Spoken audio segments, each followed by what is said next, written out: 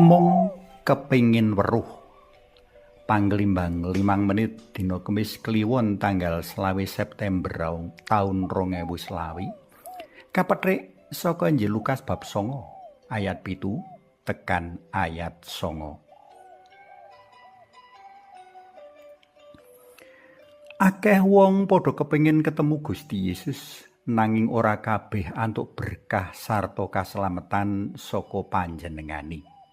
Iki dumadi marga krentek pepinginan lan motivasine kang beda-beda kepara malah ora pener lan ala. Para litoret lan wong-wong Parisi padha kepengin ketemu Gusti Yesus jalaran padha kepengin jigal njrimpung panjenengane. Gusti Yesus kaanggep klilip satru mungguing cangklakan kang kudu disingkirake saka donya marga wis nyahak pakurmatane wong-wong mau.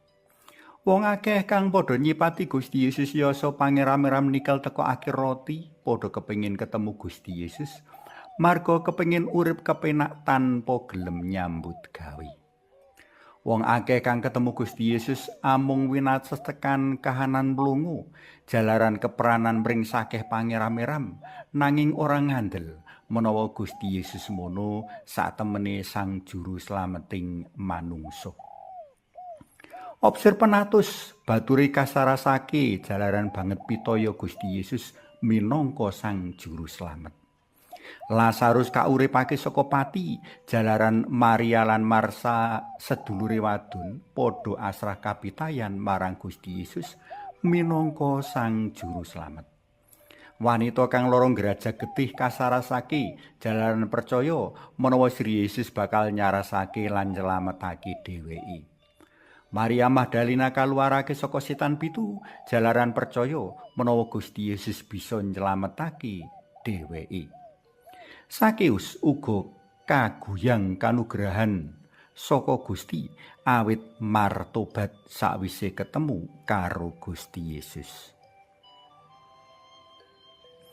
Nanging Herodes kang dina iki kepengin ketemu Gusti Yesus ora kaslametake jalaran ora ana kapitayan jroning ati menawa Gusti Yesus mono Sang Juru Slamet.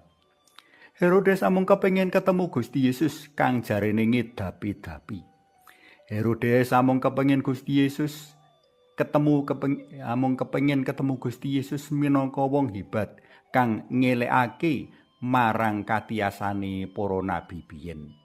Nanging Herodes ora percaya menawa Gusti Yesus mono Sang Mesias kang ingutus